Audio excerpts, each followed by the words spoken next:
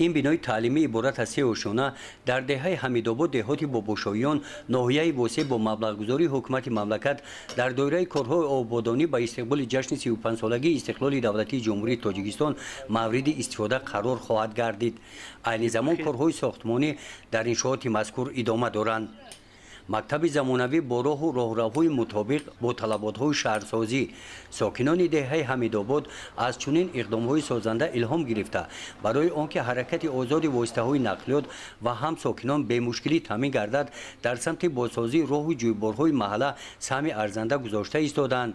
با دستگیری خیلی مردمی دیگه با دستگیری صاحب کارا از آن جمله تشبوسی رئیس کمیته محل جویبارها از طرف بلاحیه از روی نقشه تازه کرده شده بتونی کرده شده. این مقصد اساسی دو طرفی را تازه آزاد کردن و بتونی کردن آنها راه دیگه که قریب 1000 متر در بر میگیرد تامین طلب است و مقصد دارند که بعد به اتمام رساندن جویبارهای کنارهای را منفش کرده شود. این زمان همین کار رفته شده است. در کوچه مرکزی محله با اقدام ساکنان در مسافه 1000 متر شفت راه ماشینگرد برای شناندن آبروهای بتونی جویبارها را کندند.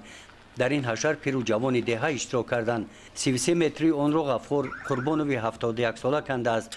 از پیراهه منبت ساخته بابای غفار خوانندگان میگذرند. گزارش خواجه نظریف خدای نظر ظهوروف از ناحیه واسه برای برنامه اطلاعاتی نوید.